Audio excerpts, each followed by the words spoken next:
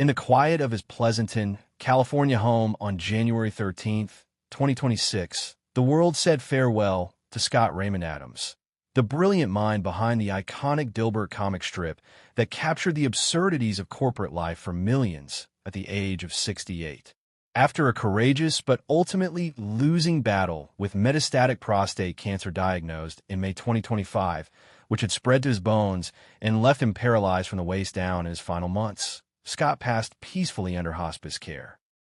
His ex-wife, Shelly Miles, announced the news during a tearful live stream on his Real Coffee with Scott Adams channel, reading a poignant statement he had written on January 1st, 2026, reflecting on a life he described as amazing and urging others to pay forward any benefits they gained from him.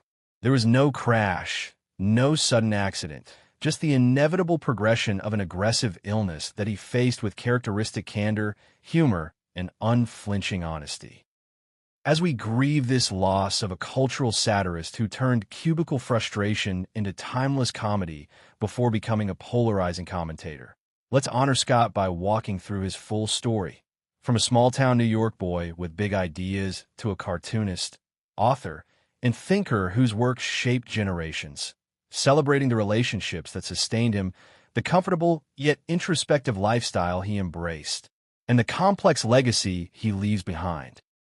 Scott Raymond Adams was born on June 8, 1957, in Windham, New York, a small Catskills town where he grew up surrounded by nature and a family that valued education and independence. His father, Paul, and mother, Virginia, nurtured his curiosity. Scott was an only child who showed early promise in drawing and humor. He graduated from Windham Ashland Jewett Central School in 1975, then earned a bachelor's degree in economics from Hartwick College before pursuing an MBA at UC Berkeley. After graduation, he entered the corporate world, working in telecommunications at Pacific Bell and Crocker Bank, jobs that would later fuel the sharp satire of Dilbert. Those years in cubicles, dealing with bureaucracy, pointless meetings, and the pointy-haired boss archetype gave him endless material. In 1989, while still employed full-time, he began self-syndicating Dilbert through United Feature Syndicate, starting small but growing rapidly as readers connected with the strip's brutally honest take on office life. By the mid-1990s, Dilbert appeared in thousands of newspapers worldwide, spawning books, merchandise, and a TV series, making Scott a household name and one of the most successful cartoonists of his era. Scott's creative output extended far beyond the comic strip. He authored bestsellers like The Dilbert Principle, How to Fail at Almost Everything and Still Win Big, and Win Bigly, blending humor, self-help, and contrarian thinking. His YouTube and podcast series Real Coffee with Scott Adams became platforms for daily commentary on politics, persuasion, and life, drawing a large, loyal audience even as his views grew increasingly controversial.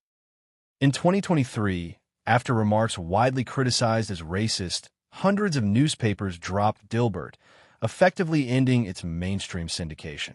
Scott relaunched it independently on his Locals platform, continuing to create and speak directly to fans. Through every twist, corporate satire, self-improvement books, political commentary, and public backlash, he remained unapologetically himself, often saying he aimed to be useful rather than universally liked. In his personal life, Scott navigated relationships with openness and reflection. He married Shelly Miles in 2006 aboard a yacht in San Francisco Bay. They divorced amicably in 2014, but remained close friends, even collaborating occasionally on his shows. In 2020, he married Christina Basham, a model and businesswoman, though that marriage ended in 2022. Scott had no children from either marriage, a choice he discussed openly in later years, focusing instead on his work, friendships, and intellectual pursuits. He spoke candidly about past relationships, personal growth, and the importance of authenticity, often crediting those closest to him for helping him navigate life's complexities. Scott's lifestyle was comfortable yet understated, reflecting both his success and his preference for independence. After years in the Bay Area, he lived in Pleasanton, California, in a home suited to his needs, especially in his final months when mobility challenges required adjustments.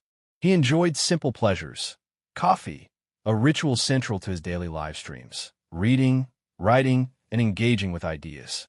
Despite controversy and health battles, he maintained routines that kept him mentally sharp: daily content creation, exercise when possible, and time for reflection. He was open about his cancer journey, sharing updates with raw honesty, even joking about his odds while urging followers to live meaningfully.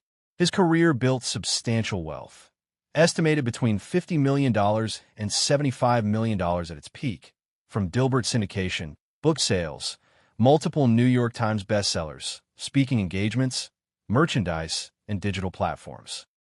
Legal and professional setbacks in 2023 reduced mainstream income, but his direct-to-fan model and loyal audience sustained him comfortably to the end. Scott's final message, read by Shelly Miles after his passing, captured his essence: gratitude for an amazing life, acknowledgement of his impact, and a call to pay it forward. He reflected on his marriages, accomplishments, and even a lighthearted note about accepting Jesus as his Lord and Savior in case heaven was real. At 68, after battling an aggressive cancer that spread relentlessly, his departure feels too soon. Yet his influence endures in every office joke about pointy-haired bosses, every persuasion insight, and every person who found courage in his unfiltered honesty.